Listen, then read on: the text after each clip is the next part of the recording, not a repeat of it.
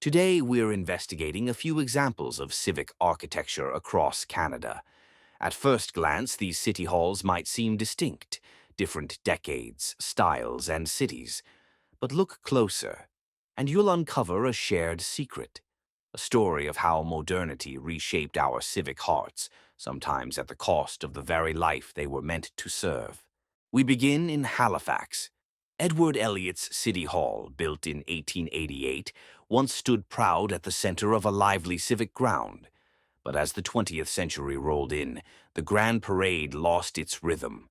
Parking lots, widened streets, and scattered monuments fractured the original urban grain.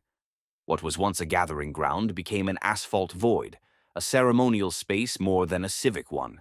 Only recently has the city begun to stitch this civic heart back together. Next, we head west to Edmonton. A glass pyramid rises above Sir Winston Churchill Square, a symbol of transparency.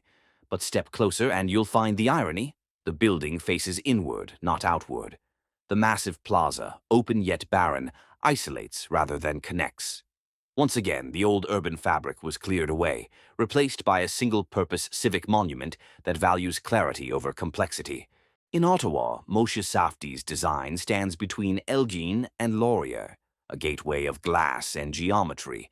But what could have been an open, porous civic block became enclosed. The grand atrium draws light inward, privatizing what should be public. Outside, suburban landscaping and empty forecourts dull the street edge, a civic hall that looks welcoming, yet holds the public at arm's length. Back in Winnipeg, the 1960s brought urban renewal. The historic Market Square was wiped away for a bold new civic center, elevated, austere, and disconnected.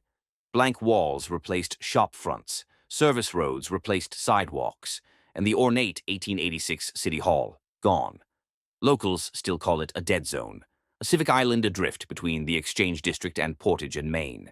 Toronto's City Hall, iconic, futuristic, and monumental. Yet beneath its twin curves lies another erased landscape.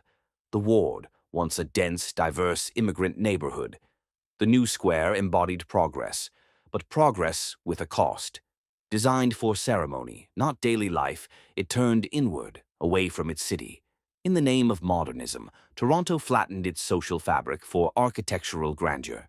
Our final stop, Calgary, a towering glass and steel wedge of civic ambition. But like others, it too came at a price. The sloped facade and vast forecourt broke the city's street edge, creating windswept emptiness instead of civic connection. It walled off the East Village, leaving it isolated for decades. Symbolism triumphed over street life. From Halifax to Calgary, the evidence points to a pattern. Civic architecture, once rooted in daily urban life, became a stage for symbolism. Grand gestures replaced small connections. In the pursuit of modern ideals, our cities lost something human. But awareness is the first step in any investigation. And maybe, by understanding these past experiments, we can design civic spaces that truly belong to the people again.